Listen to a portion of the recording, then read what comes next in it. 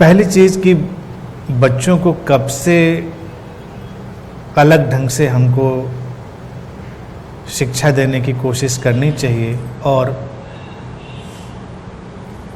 Freedom oriented teaching education.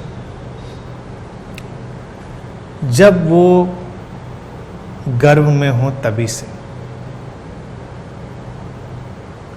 जब बच्चा conceive कर चुका हो तभी से घर का वातावरण बदले, पेरेंट्स अपने को सुधारें, अपने व्यवहार आचरण को ढालें। क्योंकि मनोविज्ञान और विज्ञान भी बहुत सारी चीज़ें समझ रहा है, अध्यात्म इस पर पहले से ही सहमत है कि गर्भ में वो 70% तो पहले सीख चुका होता है। जन्म लेने के बाद जो 30 बचता है उसका उस 30% का 70% वो 5 साल में सीख लेता है। अगर आप गणित जोड़ें तो बड़ी हैरान करने वाली गणित है। और फिर पूरी जिंदगी भर कोई भी व्यक्ति जो सीखता है, देखा जाए वो केवल जो आंतरिक गुणवत्ता है, इनर क्वालिटी है, उससे सीखता है। बातों से कोई नहीं सीखता।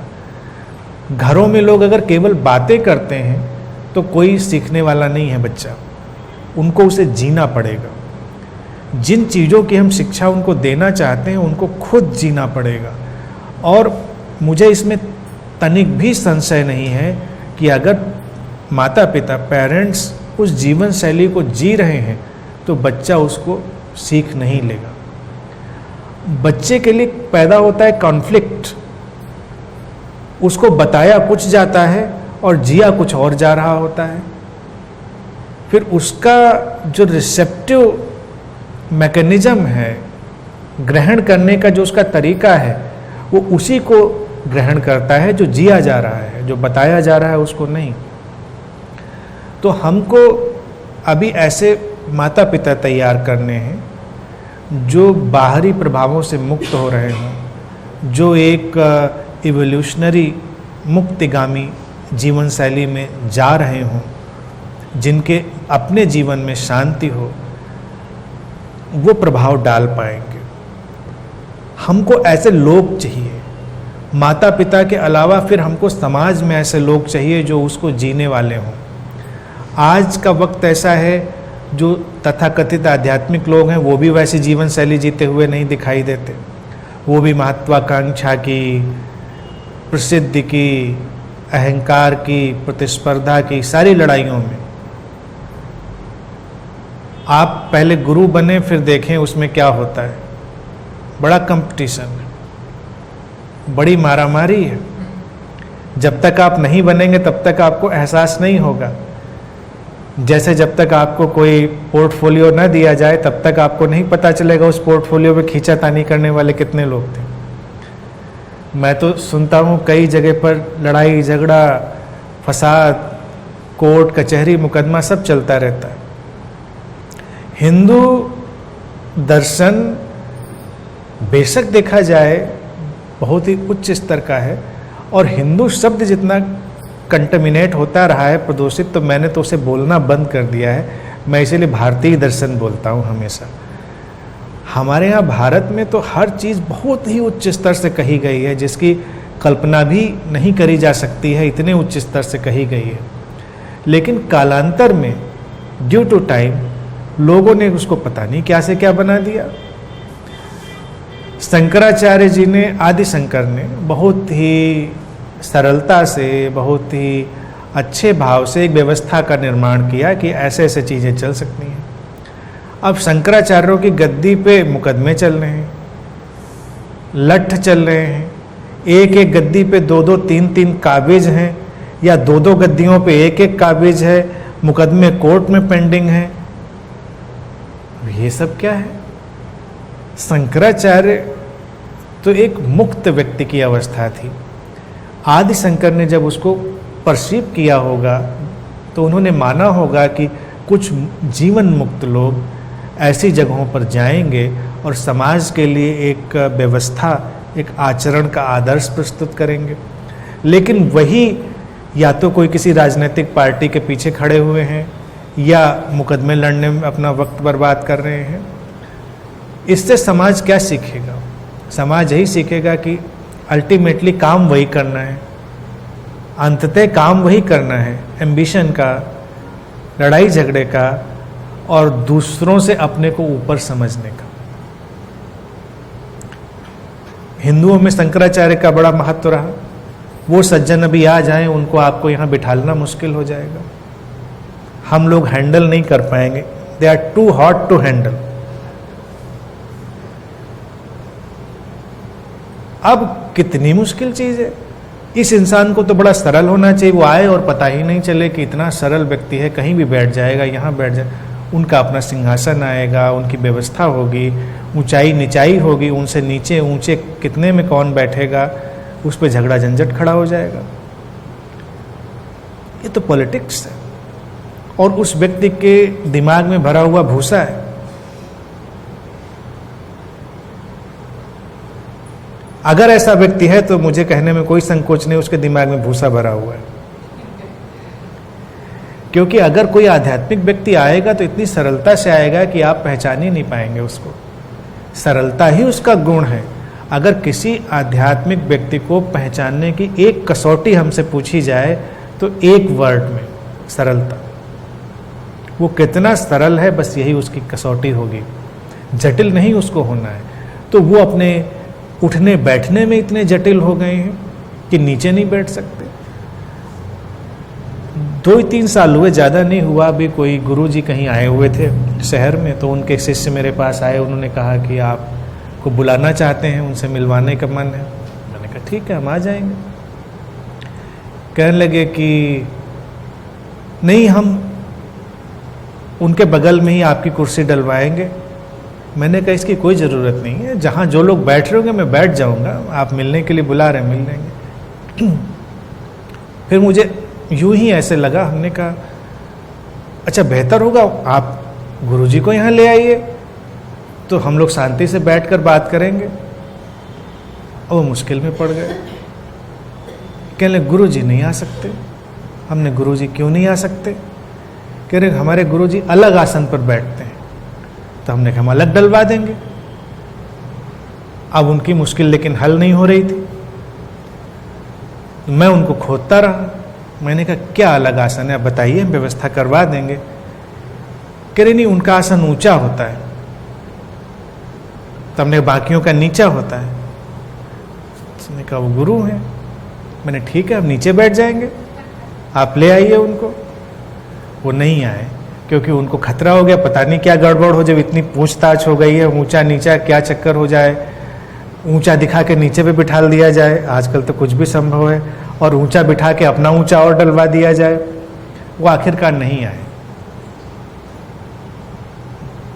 मुझे ताज्जुब था।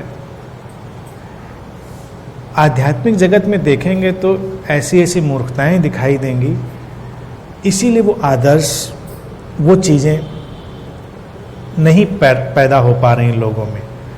और बच्चों के लिए हमको चाहिए कि अनंत से, मैं इसीलिए चाहता हूँ ज़्यादा नहीं तो 10 लोग ही निकलें।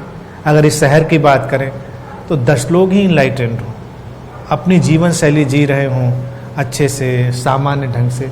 उनका एक आभा मंडल पैदा होगा, लोग उनको देखेंगे, धीरे धीरे लोग समझने लगेंगे कि अध्यात्म ऐसा होता है।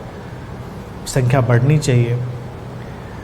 फिर दूसरा प्रश्न है कि कर्मकांडों और इस सब में हम प्रतिगामी हो रहे हैं, हम पीछे जा रहे हैं, रिट्रेस कर रहे हैं।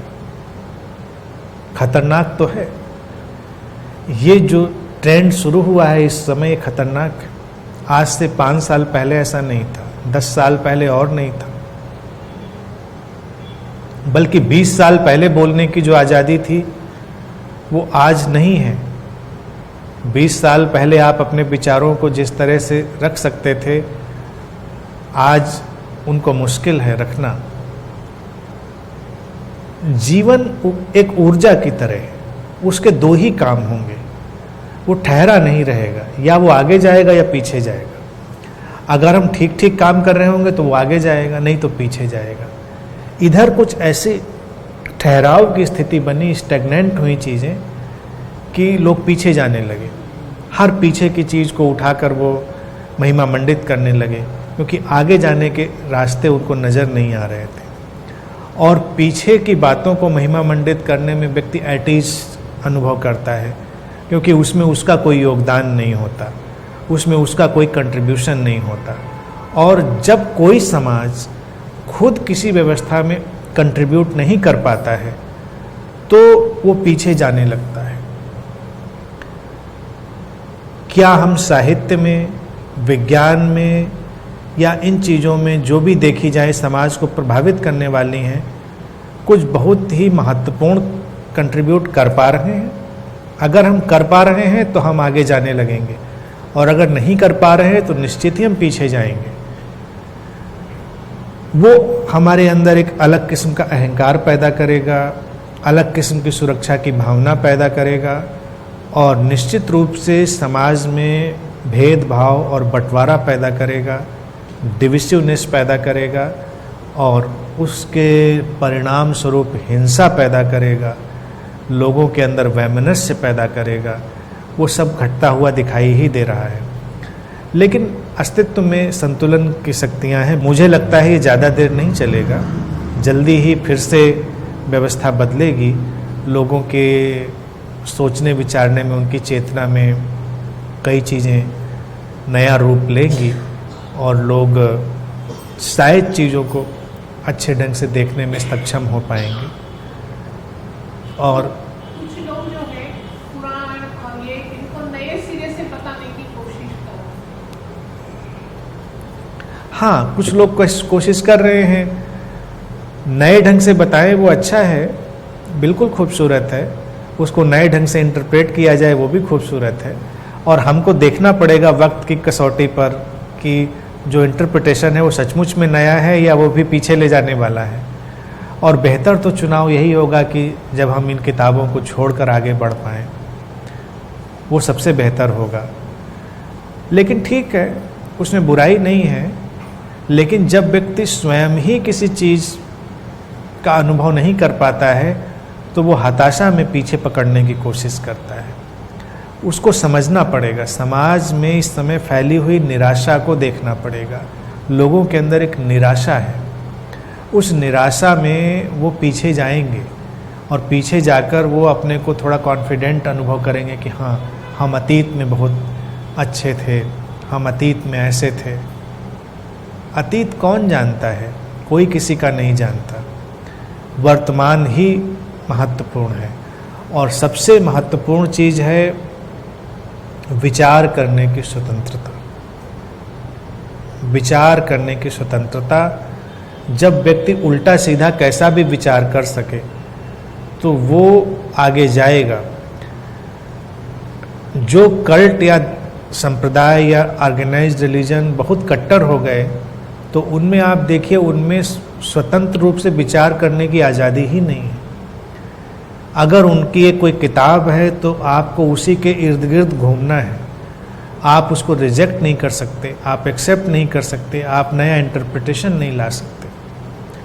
भारत में ये चीज़ बहुत खूबसूरत थी कि यहाँ हमने जितना भी आध्यात्मिक साहित्य पीछे रचा, उसको इंटरप्रेट करने की पूरी आज़ादी थी। हम उसको कुछ भी इंटरप्रेट कर सकते थे। लेकिन अब कुछ लोग चाहते हैं कि उसको वैसे ही इंटरप्रेट किया जाए जैसे वो चाहते हैं। वो खतरनाक है। इस्लाम में ये आज़ादी नहीं थी, क्रिश्चियनिटी में आज़ादी नहीं थी, हिंदुओं में आज़ादी थी। तो अच्छा ये होगा कि हिंदुओं को इस्लाम और क्रिश्चियन के ढांचे में ना ढाला जाए। आप कुरान को बहुत इंटरप्रेट नहीं कर सकते, जैसे चला आ रहा है आप वैसे ही इंटरप्रेट करिए। भारत में तो आप किसी भी ग्रंथ को उठाइए, उसको कितना भी इंटरप्रेट कर दीजिए। आप गीता उठाइए तो उसकी लाखों आपको टीकाएं मिल जाएंगी, एक दूसरे को काटती हुई।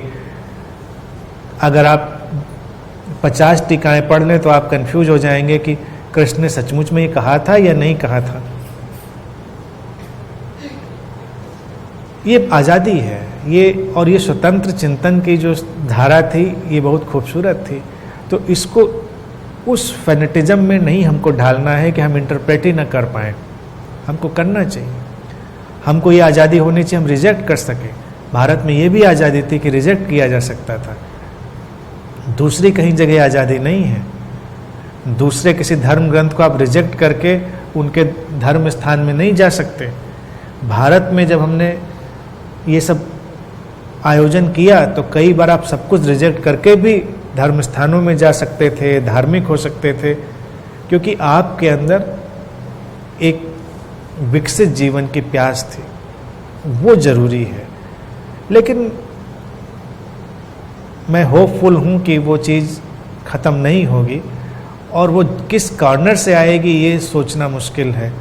जैसे सोशल मीडिया आज के टाइम में पैदा हो गया है, तो सोशल मीडिया भी कट्टरपंथी लोगों के लिए बहुत हथियार की तरह काम कर रहा है, लेकिन वो आज़ाद चिंतन वाले लोगों के लिए भी उतना ही काम कर रहा है।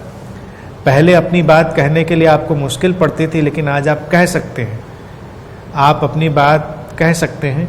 हो सकता है उसी कॉन्सिक्वेंसेस भी आपको फेस करनी पड़े, लेकिन आज़ादी है, तो इस आज़ादी के उपयोग किए जा सकते हैं, और जो नई पीढ़ी है वो धीरे धीरे उसको आगे लेकर आएगी, और एक मुक्त आध्यात्मिक वातावरण निश्चित रूप से बनेगा, ये मुझे पूरी उम्मीद है।